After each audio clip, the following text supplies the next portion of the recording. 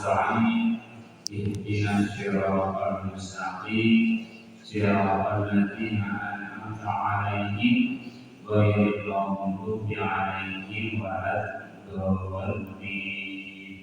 Rabbil walidayya amin. Jadi itu adalah maksud saya. Maka nama perkara anu benar diberikan dengan fikih maka sangat makna masalah yang ada di manusia pokoknya kami salah dengar maka keputusan tempat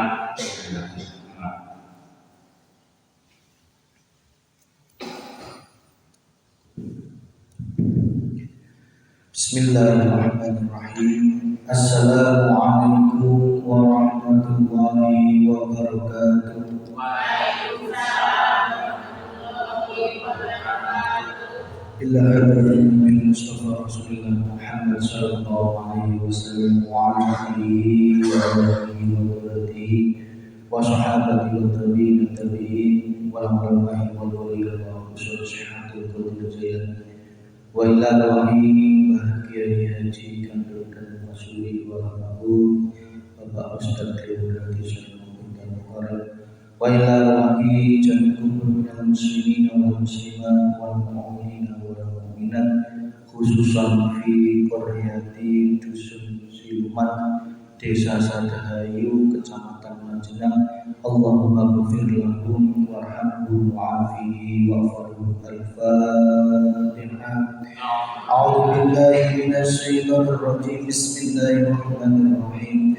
Alhamdulillahi rabbil alamin arrahmanir rahim maliki yaumiddin iyyaka na'budu wa iyyaka nasta'in ihdinas siratal mustaqim siratal ladzina an'amta 'alaihim ghairil maghdubi 'alaihim waladdallin. Rabbighfirli wa liwalidayya walil mu'minina amin. Alhamdulillah sadayana tiasa marupul ngariung dina Masjid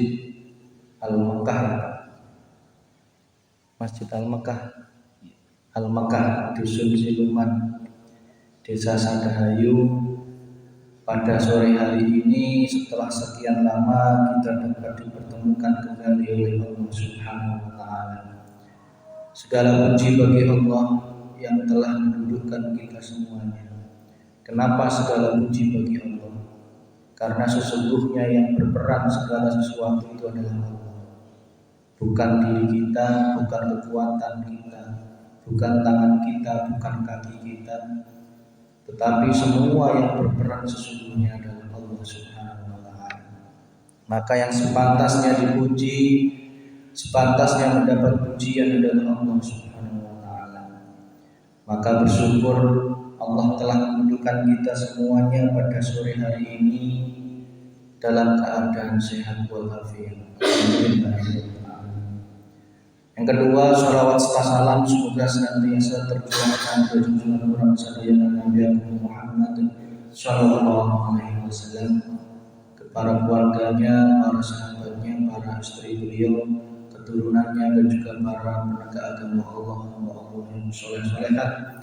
Lumebernya kepada orang sadayana, semoga orang sadayana sentiasa menang syafaat Rasulullah Muhammad sallallahu alaihi wasallam. Yang kita muliakan beliau orang Bapak Ustaz Saifuddin ya Pak ya. Pak Iib ya. Pak Iib lupa saya. Pak Iib panjangnya saya Bapak. Iib Saifuddin salah dikit. Tadi EF Saifuddin yang benar Iib Saifuddin. Mohon maaf. Tak lupa yang kita hormati pula Bapak Ketua PKM Masjid Ketua BPD yaitu Pak Haji Tanto yang berkenan hadir pada kesempatan ini, ibu-ibu jamaah yang semoga semakin disayang Allah Subhanahu wa taala. Pada kesempatan Rejab ini mangga Pak selamat datang Haji putih bersih. Kita doakan Allah selalu meridhoinya. Amin ya rabbal alamin. Alhamdulillah pada kesempatan sore ini kita masuk bulan Rajab. Satu hal pokok yang menjadi tujuan utama Isra Mi'raj adalah hati berjumpa dengan Allah. Masalah oleh sholat itu adalah bukan tujuan pokok. Tujuan pokok yang selama ini diceritakan sebenarnya bukan sholatnya, tetapi tujuan pokoknya adalah hati bermakrifat kepada Allah Subhanahu wa Ta'ala. Sedangkan sholat itu adalah oleh-oleh kendaraan yang merupakan titipan dari Allah Subhanahu wa Ta'ala untuk umat Kanjeng Nabi Muhammad sallallahu alaihi wasallam. Tetapi selama ini belum kita pahami bahwa esensi sebenarnya dari Isra dan Mi'raj itu merupakan konkret nyata perintah Rasulullah untuk setiap umatnya juga bermakrifat kepada Allah Subhanahu wa Ta'ala. Perintah yang nyata dari Rasulullah bahwa ilmu makrifat itu bukan ilmu yang sesat, tetapi perintah wajib agar setiap hambanya mau berjumpa Allah Subhanahu wa Ta'ala. Tetapi pertanyaannya, apakah Rasulullah waktu itu Isra wal Mi'rajnya badannya saja atau ruhnya atau dua-duanya? Itu khilaf ulama. Ada yang berpendapat badan ruhnya naik ke Sidratul Muntaha. Ada yang berpendapat biruhihi, artinya hanya di dalam hatinya Rasulullah Muhammad SAW bermakrifat kepada Allah, berjumpa kepada Allah, menerima wahyu sholat. Tetapi apa yang kami pahami adalah Rasulullah Isra wal Mi'raj merupakan keajaiban yang luar biasa oleh Allah Subhanahu wa Ta'ala. Tidak ada yang tidak mungkin bagi Allah untuk memperjalankan hambanya. Sak sendal-sendale Kanjeng Nabi Muhammad naik ke Sidratul Muntaha. Pertanyaannya, Sidratul Muntaha itu di mana? Ya, itu. Jika kita gambarkan, sudah kita gambarkan dulu, kita hidup di bumi, planet yang nyata arane bumi. Bumi ada lapis 7 ke bawah. Lapis 7 ke bawah ada lapisan ke bawah. Semakin ke dalam bumi, inti bumi semakin panas. Kalau langit itu juga 7 lapis langit ke atas sana. Bumi mengitari matahari. Bumi mengelilingi matahari. Bumi dikelilingi oleh bulan. Bumi mengelilingi matahari, temannya ada 8 planet yang lain, Merkurius, Venus, Mars dan lain sebagainya. Itu namanya langit tingkat pertama. Bayangkan, dibandingkan matahari seberapa gede orang? Masih merasa gede? Harta yang kita banggakan masih merasa gede? Ilmu yang kita banggakan, petentang-petenteng masih merasa gede? Baru dibandingkan dengan besarnya matahari. Kemudian satu galaksi Bima Sakti yang terdiri dari matahari dan 9 planet yang lainnya itu adalah langit tingkat pertama. Langit tingkat pertama dibandingkan di atasnya lagi ada langit tingkat kedua yang luasnya dibandingkan satu cincin dibandingkan dengan luasnya gurun pasir. Betapa luasnya, Ibu? Berarti langit kedua kumpulan dari jutaan, miliaran, bahkan triliunan galaksi yang seperti dengan galaksi Bima Sakti tadi. Langit tingkat 2 dibandingkan dengan langit tingkat 3 itu sama, hanya secincin. Itu hadis Nabi Rasulullah. Cincin yang ditaruh di atas luasnya pada pasir. Mau masih sombong lagi? 3 dibanding 4, 4 banding 5, 5 banding 6, 6 banding 7. Luasnya tidak bisa kita bayangkan. Itu masih makhluknya Gusti Allah. Kok zaman dulu ada yang menyembah matahari ya? Itu baru secuilnya. Ya, menyembah uang yang setiap hari kita cari, ya, menyembah istri. Ya. Tidak ada yang bisa kita banggakan. Langit tingkat 7, di atasnya ada yang namanya Sidratul Muntaha. Bandingannya pun sama. Mustawa, dan kemudian yang makhluk yang terakhir diceritakan oleh Allah yaitu Arsy, singgasananya Allah Subhanahu wa Ta'ala. Tapi jangan dibayangkan, mohon maaf, Allah itu cicing di singgasananya, di kursi duduk seperti raja, mohon maaf, bukan seperti itu. Allah berada di atas kursi Allah, artinya Allah menguasai, meliputi semua itu tadi, yang luasnya kita tidak bisa bayangkan tadi. Allah meliputi itu semuanya. Allah ada di dalam setiap apapun, tetapi Allah tidak bertempat. Nah, bingung ya. Ada di setiap apapun, tetapi Allah tidak bertempat. Ibu ada di sini, tetapi ibu bertempat di sini. Kalau Allah ada di sini, tapi tidak bertempat, karena Allah lah sang pencipta tempat. Allah tidak memiliki waktu, tidak berwaktu juga. Allah tidak ada awal, tidak ada akhir. Dialah Allah yang maha kuasa atas segala sesuatu. Sudah bayangan Ibu? Rasulullah dalam surat Al-Isra dikatakan, Bismillahirrahmanirrahim, Subhana maha suci, Alladzi, siapa dia, yaitu Alladzi zat Allah, Asra, yang telah memperjalankan, Bi'abdihi, hambanya, yang menjadikan titik temunya di sini adalah asro, memperjalankan. Hati harus sadar bahwa kita ke masjid juga diperjalankan. Bukti ayat yang kuat di sini dikatakan bahwa dalilnya Mas Vicky selama ini ngomong katanya ke masjid dijalankan Allah, makan dimakankan Allah, dalilnya ini. Allah lah yang maha suci untuk asra, memperjalankan pengabdi hambanya lailan minal masjidil haram ilal masjidil aqsa. Dari Masjidil Haram ke Masjidil Aqsa. Masjidil Haram itu di Mekah, Bu.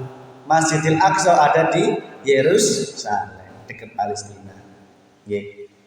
Saya meskipun cerita seperti ini belum pernah ke sana, ya. Kita doakan panjenengan semua bisa sowan ke sana. Alhamdulillah Pak Haji sudah sowan ke sana, nggih. Kita doakan Pak Haji senantiasa semakin diberkahi oleh Allah Subhanahu wa Ta'ala. Isra merupakan perjalanan, tetapi bukan berarti Rasulullah berjalan sendiri, tidak. Tetapi diperjalankan, artinya Isra, diperjalankan dari Masjidil Haram ilal Masjidil Aqsa. Itu maksudnya apa? Sebenarnya Isra dan Mi'raj itu adalah perintah ngajari umatnya untuk Isra dalam rangka meningkatkan laku syariat. Dari masjid satu ke masjid lain, ya. Awali dengan pertama kali dibedah dadanya Rasulullah dari Masjidil Haram ke Masjid Aqsa untuk berjumpa Allah di Mi'raj sana.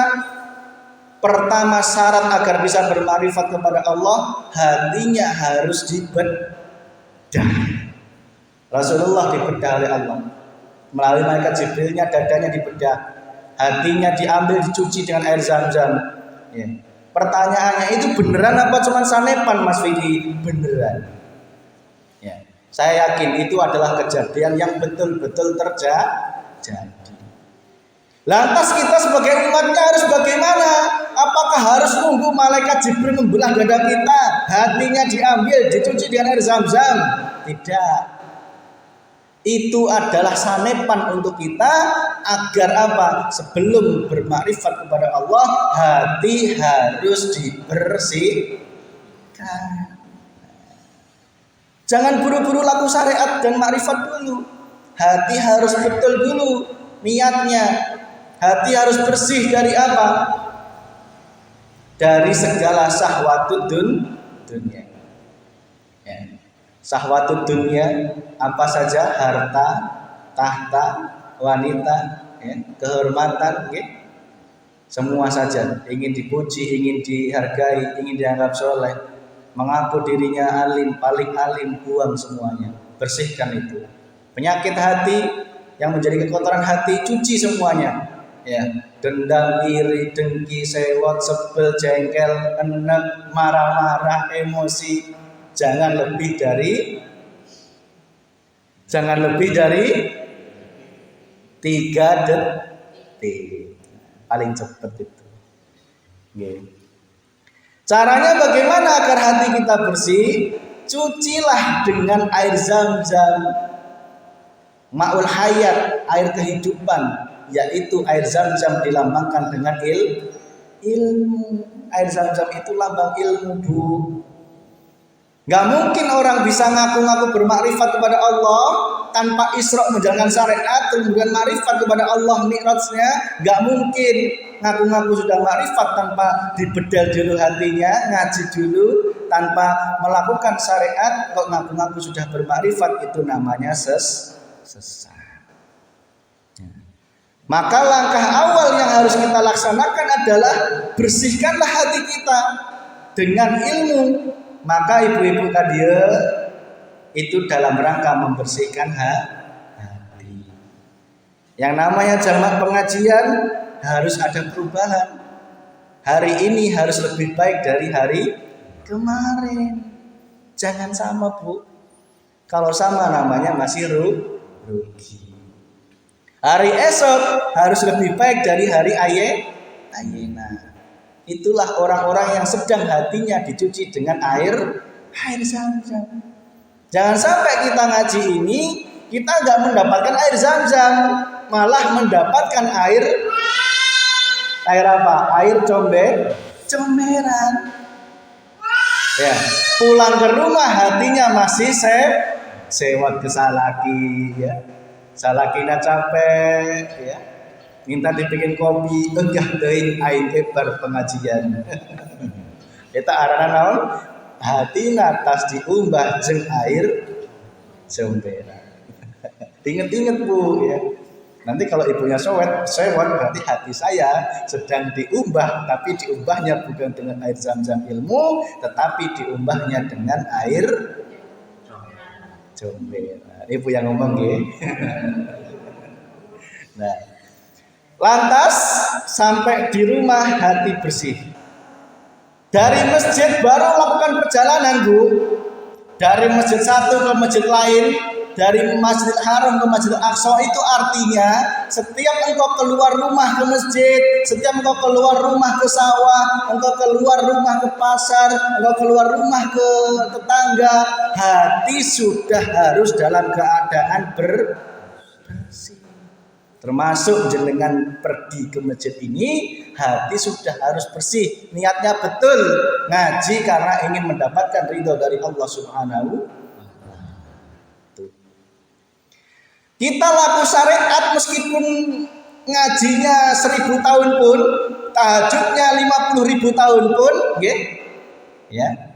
Dari masjid ke satu masjid yang lain dakwah 1.000.000 tahun pun, tetapi hati tidak dibersihkan dengan air Zam-Zam, masih penuh dengan kekotoran. Satu, hawa nafsu dunia, syahwatun dunya. Aku pengen dianggap paling soleh. Aku pengen dianggap paling hebat, paling alim, paling ulama. Itu percuma. Maka titik penting untuk melaksanakan syariat, sebelum melaksanakan syariat, laku syariat dohir tadi, bersihkan dulu hati, niatnya yang lurus. Ibu-ibu mau ke sawah, mau ke pasar, hati harus bersih. Bersih dari apa? Keakuan diri. Aku yang ngoret, ya. Aku yang bisa nanam padi. Itu kikis semua habis-habis. Yang ada hati berkata, aku ngoret karena kekuatan dari Allah. Kalau masih muncul akunya yang ngoret, nanti ujungnya sombong. Nih aing panggebatna ngoret. Beda. Tetapi kalau hati berkata sudah dicuci dengan air Zam-Zam, hati pasti berkata gini, yang bisa ngoret ini sesungguhnya Gusti Allah. Bukan berarti jenengan Gusti Allah, bukan. Jangan keblinger nggih. Nah, hati-hati nggih, itu jebakan. Hati harus berkata, yang menggerakkan ini adalah Allah, yang melempangkan saya asro. Dalilnya jelas, subhanalladzi maha suci Allah, asro yang telah memperjalankan. Berarti Rasulullah tidak mungkin bisa jalan tanpa diperjalankan Allah. Rasulullah aja seperti itu, apalagi kita. Padahal Rasulullah berdawuh, kul innama anna basarun mislukum, dalam Al-Kahfi 110. Katakanlah, Muhammad, aku Muhammad ini sama dengan engkau. Anna basarun mislukum, aku sama manusia, mislukum seperti kalian. Sama, Rasulullah itu sudah manusia seperti pada umumnya manusia. Yang artinya apa? Untuk berjalan saja hanya dijalankan oleh Allah Subhanahu wa ta'ala.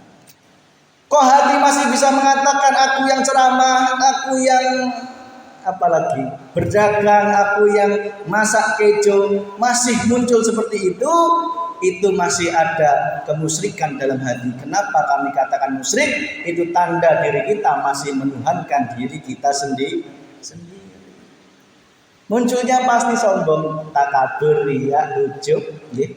Wes pasti niku. Meskipun toh ulama sekelas dunia pun santrinya jutaan, kalau tidak dikumbah hatinya dengan air zam-zam tadi berupa menghilangkan keakuan diri, akunya yang berperan, tidak mentajalikan bahwa semua adalah perannya Allah, munculnya pasti kesombongan. Meskipun tiap hari mengatakan alhamdulillahirabbil, segala puji bagi, tetapi dirinya masih mengaku aku yang ceramah, aku yang alim, aku yang punya banyak santri, akunya yang paling banyak. Itu sudah berarti dirinya masih memuji dirinya sendiri.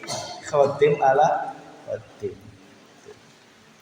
Maka ibu-ibu, ketika hati sudah nyambung nggih, sebelum keluar rumah, sebelum ke masjid, sebelum dari Masjidil Haram ke Masjidil Aqsa, nggih, sebelum kita kondangan, sebelum kita ke pasar, hati harus bersih.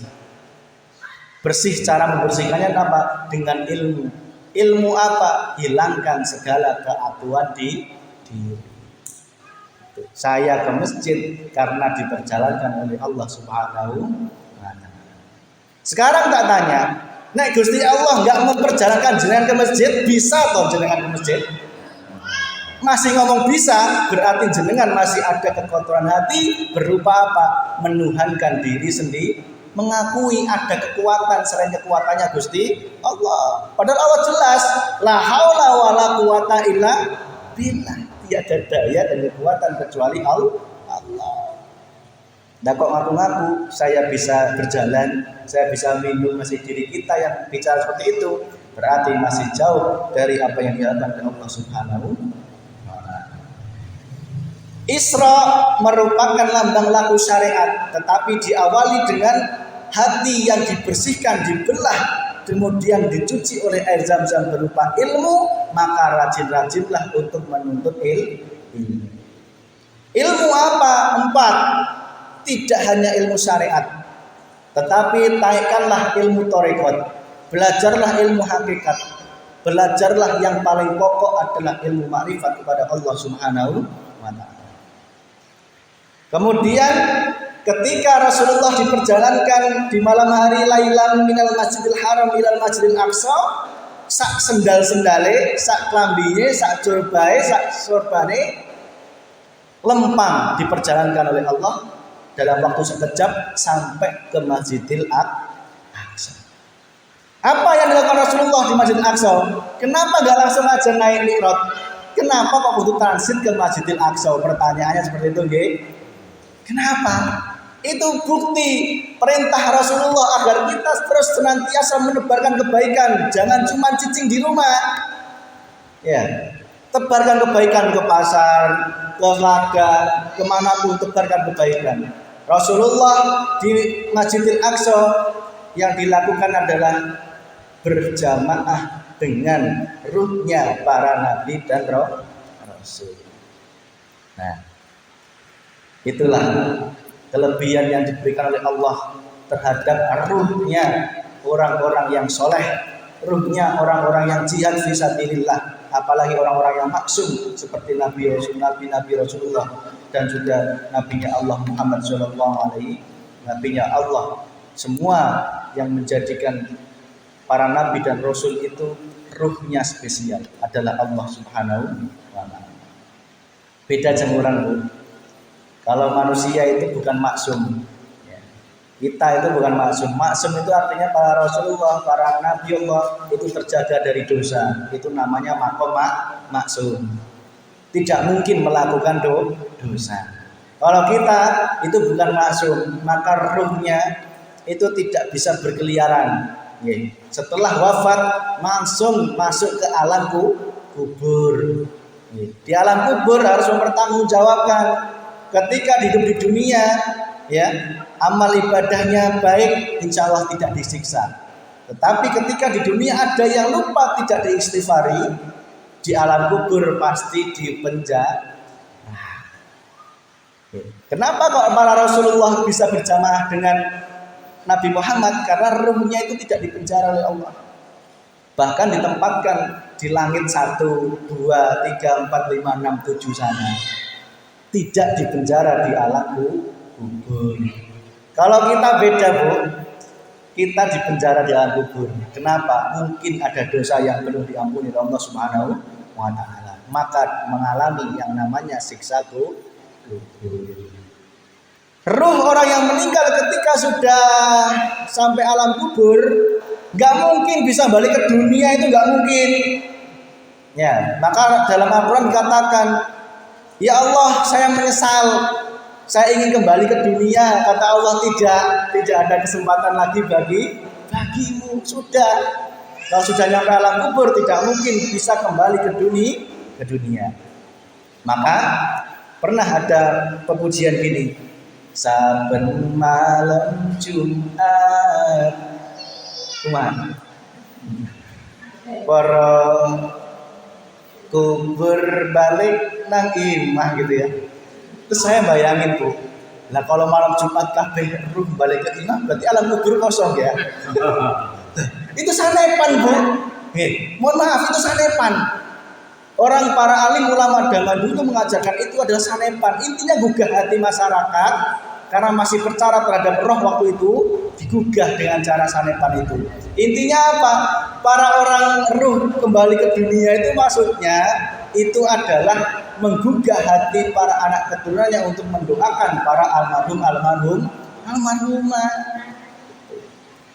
Lah Mas Vicky, kok bisa malam Jumat seolah-olah ada simbahe datang? Itu jin khorin. Itu kerjaannya jin khorin.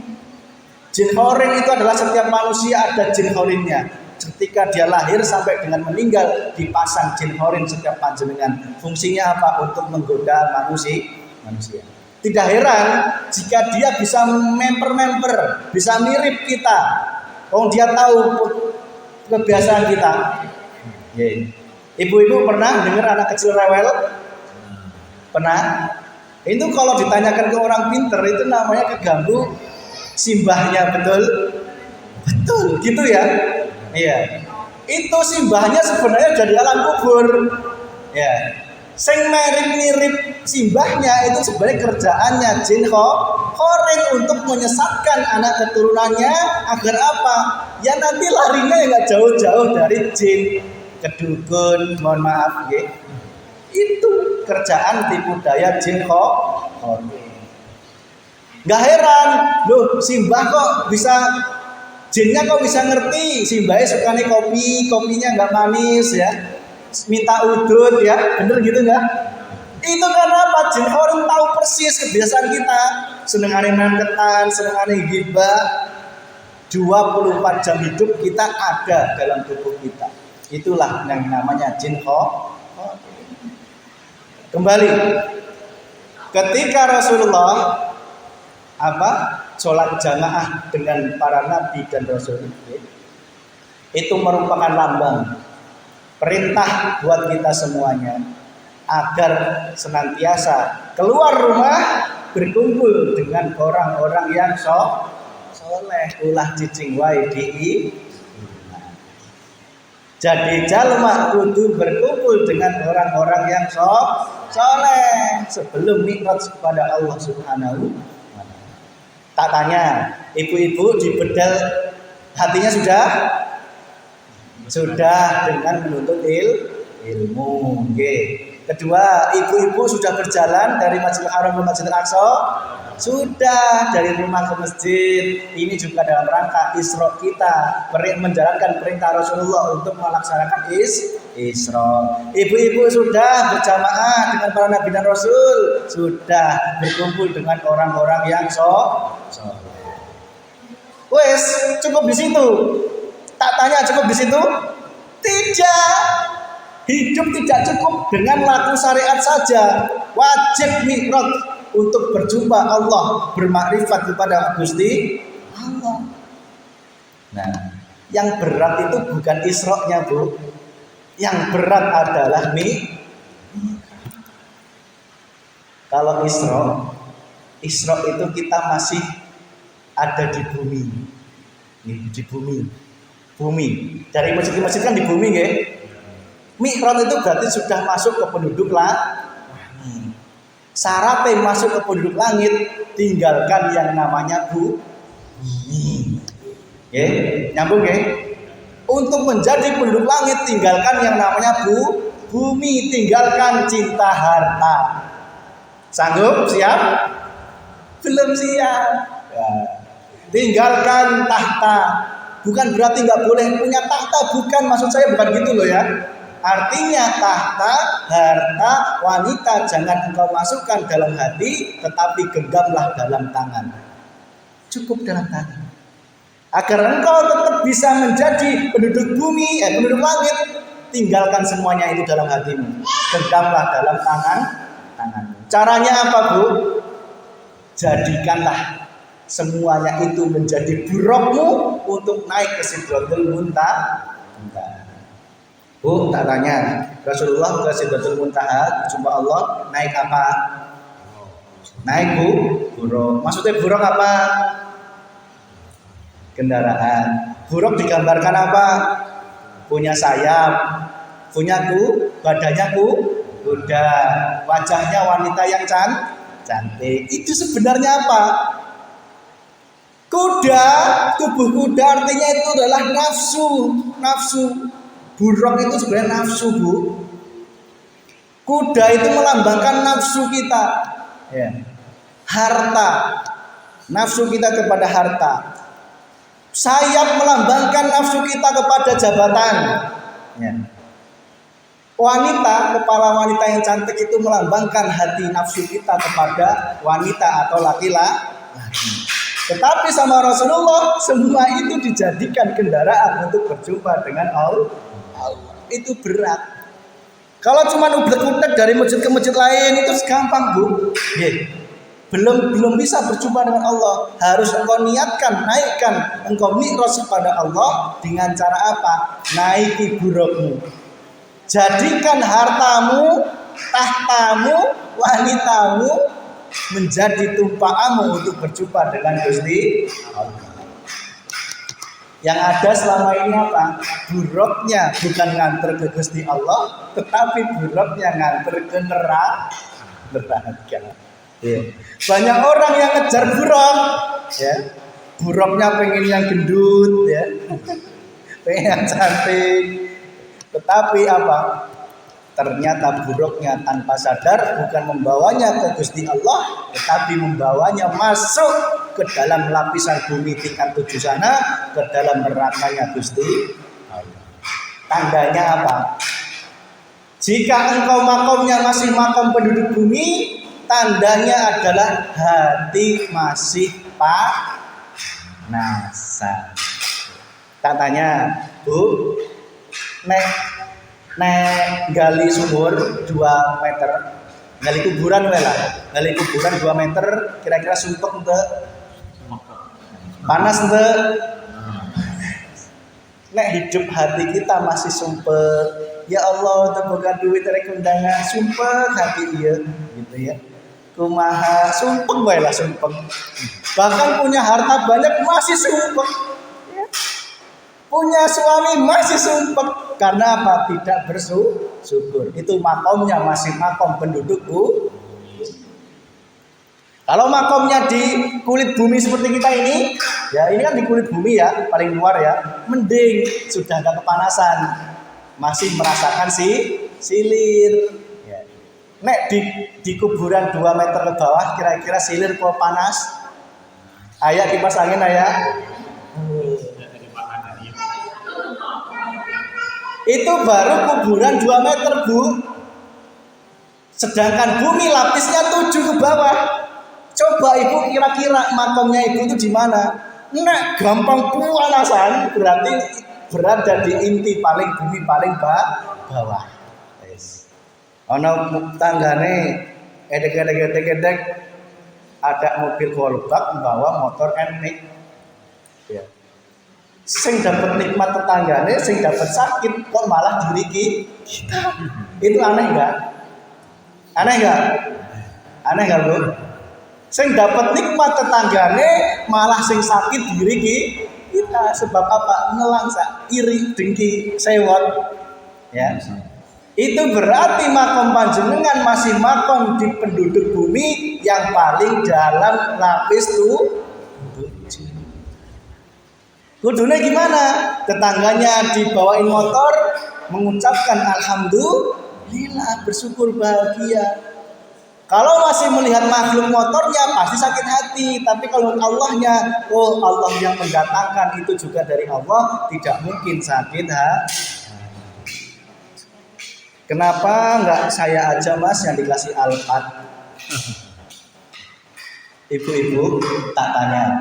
Nek jenengan dikasih Alphard sekarang sama Gusti Allah. Alphard nikah, bukan. Mobil Alphard. Kira-kira ibu-ibu gimana? Indeng wes, indeng dikasih mobil Alphard, indeng sekarang di depan masjid. Terus indeng kira-kira langsung ditumpahkan, digas, kira-kira bahaya enggak?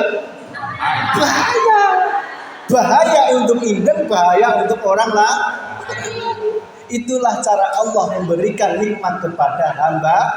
Cuman hambanya sih tidak bersyukur.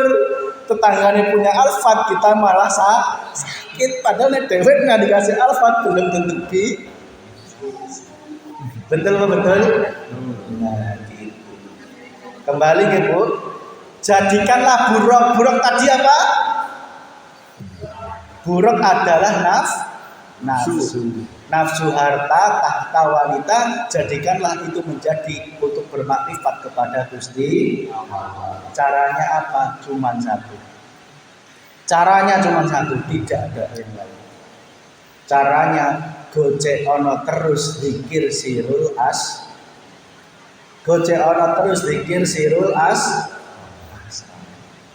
Pernah dengar nggih? Pernah tak sampaikan nggih? Zikir yang bisa membawa hatimu bermakrifat kepada Allah. Jibril yang membawa buruk tadi, kalau buruk nggak dibawa oleh Jibril dituntun menuju Allah, nggak mungkin. Buruk itu bisa ke Allah, nggak mungkin. Buruk itu pun bisa ke Gusti Allah karena dituntun oleh malaikat Jibril. Maka malaikat Jibril di sini adalah zikirmu, zikir sirul asrar yang harus engkau gemakan dalam menaiki buruk. Masih ingat zikir sirul asrar apa? Zikir tingkat 3. Masih ingat zikir satunya apa? Nek diamalkan nggak mungkin kok. Tapi kalau dianggap angin berlalu pasti kok. Zikir tingkat 1 yaitu zikir yang dikeraskan. Zikirnya penduduk bumi. Zikir yang dikeraskan. La ilaha illallah, tetapi hatinya ingat utang, ingat bojo, ingat wong wedok, ingat apa? Duit, ingat apa maning? Itu yang namanya zikir jahar tingkat 1. Zikir yang kedua, zikir yang disirkan, zikir yang tidak diucapkan tetapi dibatin. La ilaha illallah, tetapi hati masih masih penduduk Zikir yang bisa membawa panjenengan kepada Gusti Allah, zikir tingkat 3, zikir sirul asror. Sir itu rahasia, asror di dalam rahasia, rahasia di dalam rahasia. Artinya zikir yang sudahlah tidak lagi bersuara, zikir yang tidak lagi di batin, tetapi zikir yang terus merasakan nyambung kepada Gusti Allah tanpa dibacakan atau disuarakan, tanpa dibatin. Caranya apa? Lihatlah Allah dalam wanita, lihatlah Allah melihat suami, melihat anak. Buruk tadi, ingat ya buruk ya. Lihatlah Allah, Allahnya. Melihat harta, harta tu akeh. Ojo dideleng hartane, sing dilihat Allahnya. Engkau tidak akan cinta kepada harta, tetapi engkau cinta kepada Gusti. Melihat jabatan, aing boga jabatan, semisal masih ngerasa gitu, tidak melihat Allahnya yang memberikan jabatan, sama aja berarti buruknya membawa jenengan kepada neraka. Itulah yang dinamakan zikir sirul asror. Setiap apa yang panjenengan lihat, apa yang rasakan, apa yang engkau dengar, semua yang engkau lihat adalah Gusti Allah.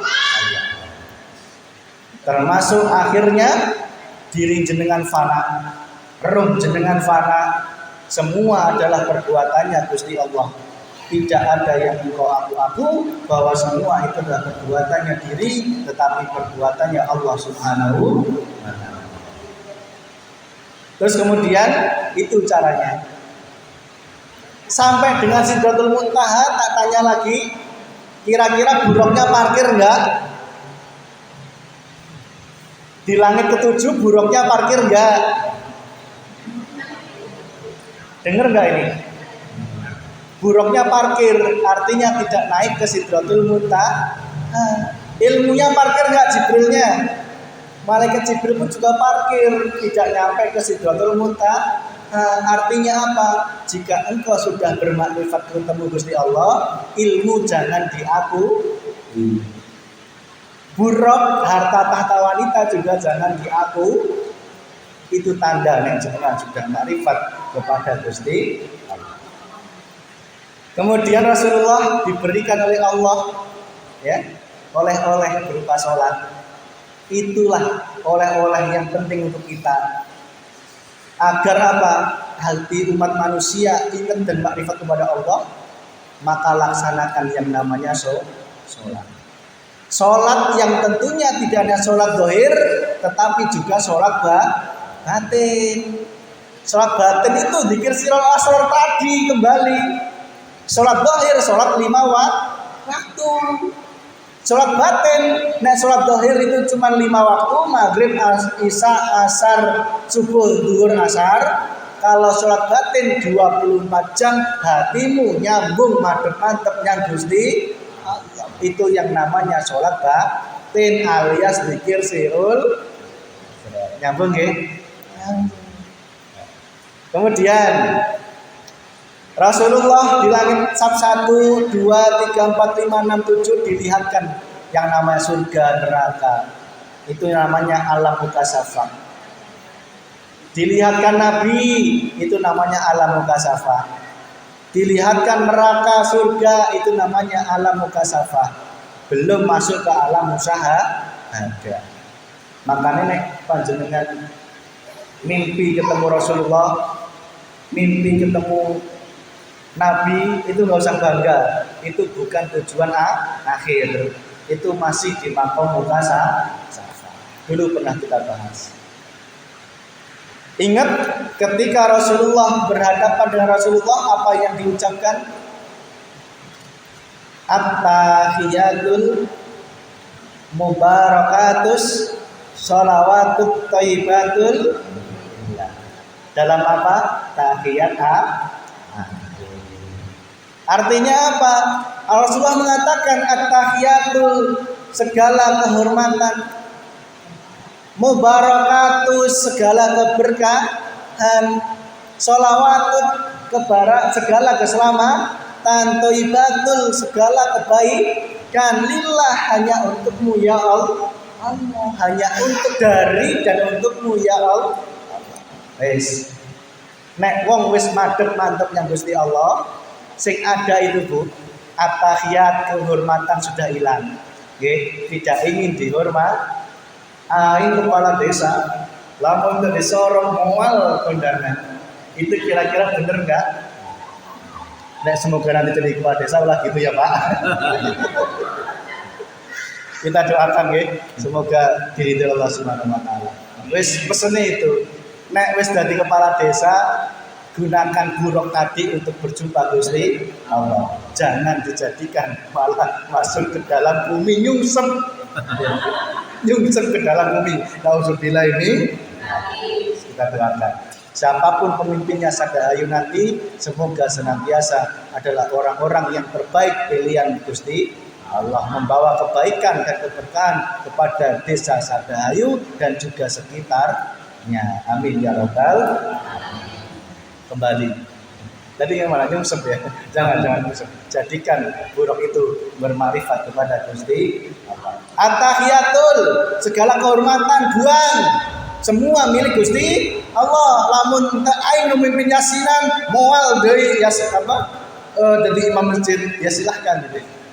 Para seneng itu.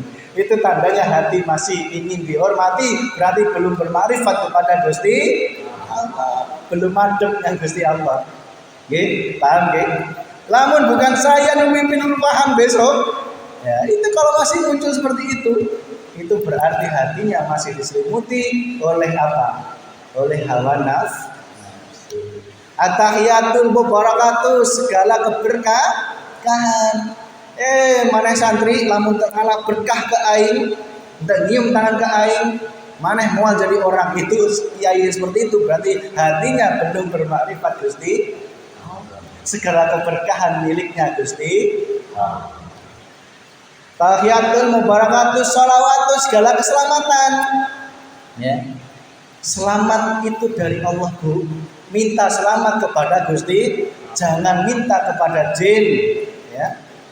Minta sehat kepada jin, minta kaya kepada jin, minta apapun kepada jin, termasuk yang bersekutu kepada jin.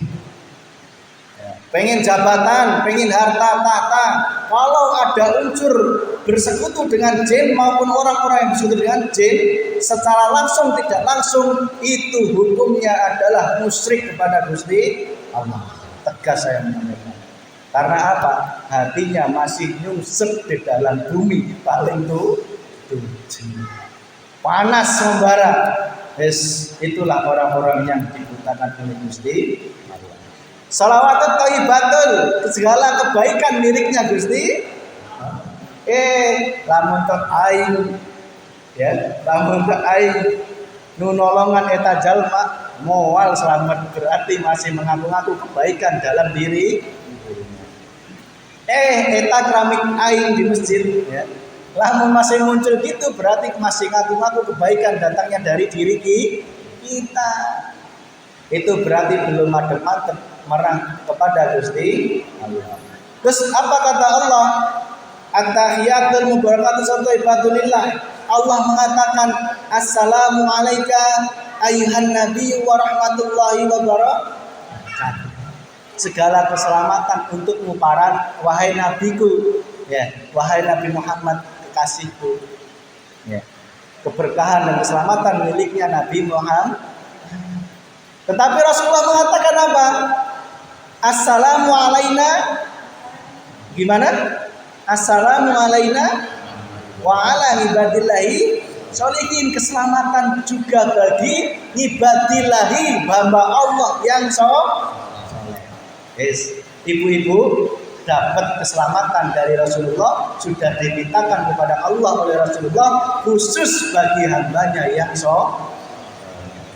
Ibu-ibu pengen selamat? Ayat jadi hambanya yang hamba Allah yang hamba Allah yang bukan hamba harta yang bukan hamba wanita yang bukan hamba sawah yang pun Kunci selamat ya. Hamba Allah yang soleh. Assalamualaikum warahmatullahi wabarakatuh. Terus kuncinya apa hamba Allah yang soleh? Dilanjutkan. Gimana? Assalamualaikum warahmatullahi wabarakatuh. Selanjutnya apa? Asyhadu alla ilaha illallah. Itu kuncinya kalau pengen selamat dunia, selamat akhir. Asyhadu alla, saya bersaksi mantepe Allah tidak ada Allah, alla ilaha sesembahan illallah kejaba Gusti, membuktikan dalam hati ini tidak ada Tuhan selain Gusti, tidak ada yang dimuntahan, tidak ada yang diminta, tidak ada yang dijadikan permohonan, tidak ada yang dijadikan keluh kesah, tidak ada yang dijadikan sesembahan kecuali Gusti Allah, Allah Subhanahu wa ta'ala. Wa asyhadu anna Muhammadar Rasul, ikutilah syariatnya Kanjeng Nabi Muhammad sallallahu alaihi. Terus lanjut. Habis itu apa? Setelah wa asyhadu anna Muhammadar Rasul apa? Allahumma sholli, bersolawat kepada Nabi Muhammad dan juga kepada Nabi Ibrahim. Kenapa kok Ibrahim? Karena Ibrahim adalah bapaknya para nabi, para bapak tauhid. Ya. Bapaknya tauhid itu adalah Nabi Ibrahim. Nabi Rasulullah Muhammad pun juga bertawasul kepada Nabi Ibrahim. Yang terakhir bagaimana? Fil alamina innaka hamidun majid. Fil alamina, di dalam seluruh alam, innaka sesungguhnya engkau ya Allah, fil alamina innaka hamidun majid, segala pujian adalah kemuliaan bagimu. Akhirnya apa? Tidak ada yang dipuji selain pujian kepada Gusti Allah. Itulah hikmah dari Isra Mi'raj. Tujuan pokoknya bukan oleh sholat, bukan, tetapi sholat jadikan sebagai kendaraan untuk menuju mi'raj kita kepada Gusti Allah. Rasulullah ngajari, Rasulullah kan naik ke mi'raj sebelum terima sholat ya. Okay. Agar umatnya bisa mi'raj, caranya dengan sholat dohir ya, sholat batin. Itulah cara agar senantiasa bisa ikut-ikutan mi'raj kepada Gusti. Jadi kesimpulannya, Isra Mi'raj jangan hanya menjadi cerita. Isra Mi'raj jangan menjadi dongeng, jangan eman-eman. Isra Mi'raj adalah suatu perintah wajib bagi hambanya untuk syariat, laku syariat dan laku makrifat, untuk mengenal atau berjumpa dengan Allah Subhanahu wa ta'ala. Itu apa yang dapat kami sampaikan. Semoga menjadi pembuka hati kita semua bahwa hidup itu tidak hanya Isra tetapi juga mi'raj kepada Allah Subhanahu wa ta'ala. Kuncinya adalah buruk naikilah. Jadikanlah nafsu itu menjadi nafsu yang ingin berjumpa kepada Gusti Allah, bukan nafsu yang membawa kita ke dalam nyungsep kepada bumi tingkat tujuh sana. Tetapi jadikanlah semuanya itu kuncinya adalah sholat dohir dan juga sholat batin. Tidak hanya sholat dohir, tetapi juga sholat batin yang akan membawa mi'raj kepada Allah Subhanahu wa ta'ala. Berarti mi'rajnya umatnya Nabi tidak bisa sendalnya ikut ke Sidratul Muntaha, tetapi hatinya harus bisa berjumpa Allah Subhanahu. Itu apa yang dapat kami sampaikan. Mari kita berdoa. Rabbana atina fid dunya hasanah wa fil akhirati hasanah wa qina adzabannar. Walhamdulillahi rabbil alamin. Al-Fatihah.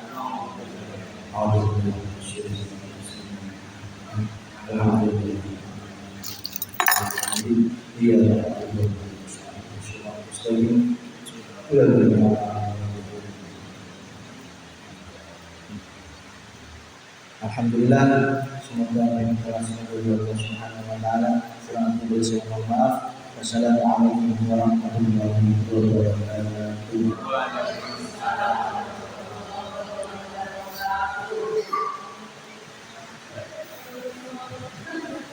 menyampaikan Pak? Enggak, mana? Sampai situ. Anda Alhamdulillah. Alhamdulillah. Oke, semua bersama Pak pengadilan Ituan orang Budaya mudah-mudahan senantiasa yang dimana dalam rangka yang